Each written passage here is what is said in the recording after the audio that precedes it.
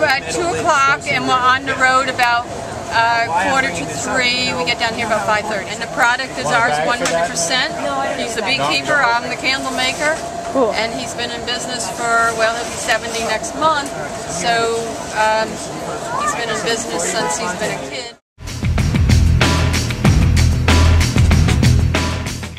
The worst thing they ever did in New York City was to establish a law that said anybody could raise bees on a rooftop because there isn't enough flowers to forage.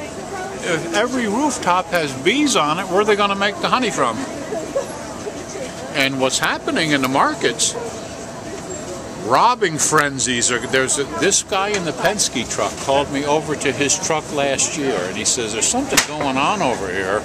And I looked. Now, he's a grape grower. He had about 50 quarts of grapes, exposed, you know, not wrapped up or nothing. The bees, there was at least 100 to 150 bees in each one of those quart baskets.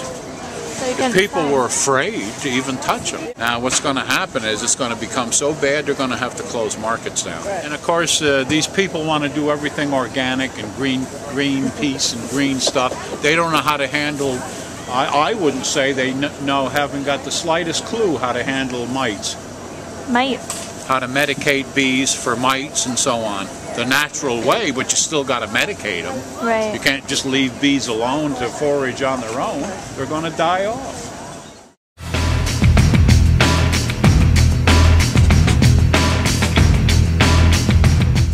You just have to look at what the bees eat and make sure that they have plenty of flowers and whatnot. What type of flowers do your bees? Many different kinds. All wild flowers. We keep our bees away from pesticides and GMO crops and all that kind of thing. So we've got mixtures of flowers from the spring and the summer, fall. Goldenrod is one of the fall flowers. Everybody calls this bamboo, but it's actually Japanese knotweed. He's been here. How long have you been at the market now? 12 years. Wow. How long have you been coming? Almost a year. We have a big area, like, I don't know, what is it, 900 square miles or so that we put our hives all around different areas. Mostly by wildflowers, fields of wildflowers. Old farms that don't cultivate crops on it anymore, that just have a bunch of flowers growing, and we put our hives by them. So we'll put, like, 6, 7 groups of hives.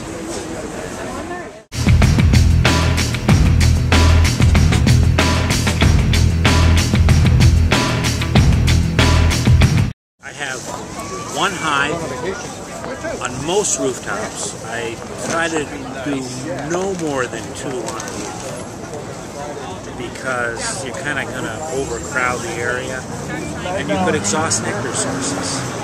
And then the bees become a nuisance because of the picnic tables, things like that. So we have to be careful. Anybody can, but it's really wise to read up on them, to go to local seminars before you get involved with beekeeping. I mean, I did for at least 2 years. I read up on bees, went to seminars before I kept bees. So it's a good thing to educate yourself. They're like pets. They have to be taken care of.